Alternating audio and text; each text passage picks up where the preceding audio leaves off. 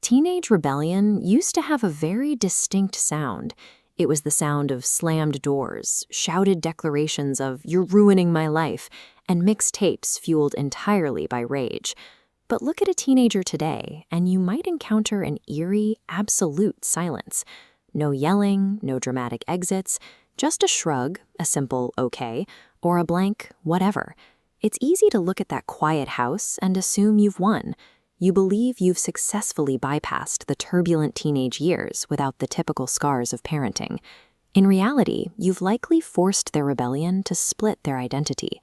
On the surface, they develop a rigid shell of compliance. Meanwhile, their true self, the part you actually need to know, shrinks and pulls away from the edges. They've decided that while you can control what they do, you no longer get access to who they actually are. Loud defiance was undoubtedly messy, but it was at least a form of contact. A kid who rolls their eyes and shouts that life is unfair still believes you might listen. But when that outer shell turns opaque, you lose your teenager in absolute silence. This argument-free environment isn't a success story, it's a signal of total emotional withdrawal. When a teenager stops protesting, they've often decided the relationship is no longer worth the effort of an argument. To understand why teenagers retreat, we have to look at their internal equation. Modern teenagers are performing a ruthless cost-benefit analysis on their relationship with you.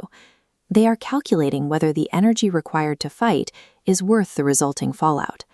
Our modern safety tools, location tracking, doorbell cameras, and mandatory phone checks, have made the cost of external rebellion too expensive.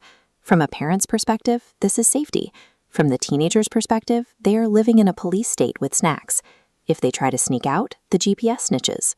If they use a secret account, you find it. Because they can't win the external game, they quit playing it entirely. They adapt by gray-rocking you, presenting the most boring, uninteresting, and compliant version of themselves to stay off your radar. They give you the minimal amount of information required to keep the surveillance system satisfied. You see a flat, agreeable physical presence in the house, but their real life is happening internally or in digital spaces you can't see. They are effectively rebelling by keeping their actual thoughts invisible. We often mistake this camouflage for trust, but these teenagers haven't stopped rebelling. They've simply become experts at moving their entire lives into jurisdictions you cannot reach. This emotional retreat deepens every time a teenager tries to be vulnerable and meets a wall of parental logic. If a teenager mentions school was rough, the fix-it reflex instantly launches a project plan. You offer a TED Talk on resilience, a lecture on focus, or a list of tactical solutions. You are trying to help, but the flowchart in their head is becoming too complicated to navigate. The teenager translates this reaction quickly. Sharing a feeling results in an exhausting lesson rather than human connection. Explaining themselves is simply too much effort. They shift into a low-power mode. By deploying minimal answers like, "I'm fine," they bypass the lecture entirely, reaching a safe, quiet terminal point much faster. This dynamic creates the illusion of the perfect child, the one who gets great grades, avoids drama, and never argues. They use perfection as a shield, hoping that if they do everything right, you won't look too closely at how much they are hurting. This state of advanced numbness is often mistaken for maturity. In reality, the teenager has systematically deleted the parts of themselves that require anything from you, choosing the quiet pain of isolation over the complicated pain of being misunderstood. Detachment feels permanent, but it is actually a calculated response to the current rules of the relationship.